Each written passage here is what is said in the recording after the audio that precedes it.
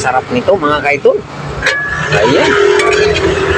Ito yung tinawag na pugita na ano, higanti na pugita yan mga kaidol. Diba? Sarap. Luto na naman. Salin natin dito mga kaidol. Napakasarap nito mga kaidol. No? Ayan o. Grabe. Sarap. Kita nyo naman mga kaidol. Na ano lang to. Niluluto lang to sa ano. Dairy cream. Dairy cream. Niluluto lang yun siya mga kaidol. Kaya mabango siya. Napakasarap nito.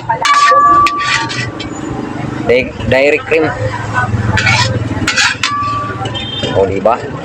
Ang sarap.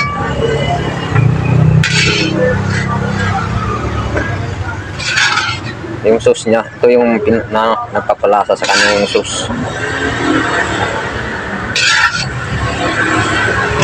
Sarap nito, grabe. Bang, ganito ang sarap. Malambot siya mga kaidol pagkaluto. Malambot na malambot. Ayan. Sarap nito. O diba? Kita nyo naman. So, sarap. Grabe. O diba? Tikman mo nga kung masarap ba. Tinikman mo na? Oo naman. Sarap. Grabe mga kaidol. Ang tawag niyan? Yung pugita na malaki. Na niluto sa ano? Dairy cream.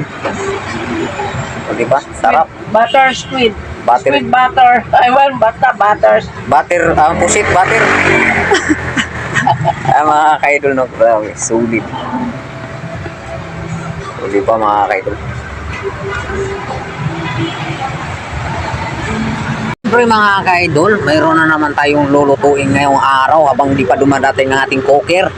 Kaya tayo muna ang magluluto habang hindi pa siya dumadating, no? Grabe, sarap to, pusit. Sulit mga kaidol. Ayan po.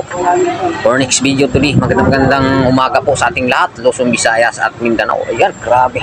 Sulit to mga kaidol. Dabis.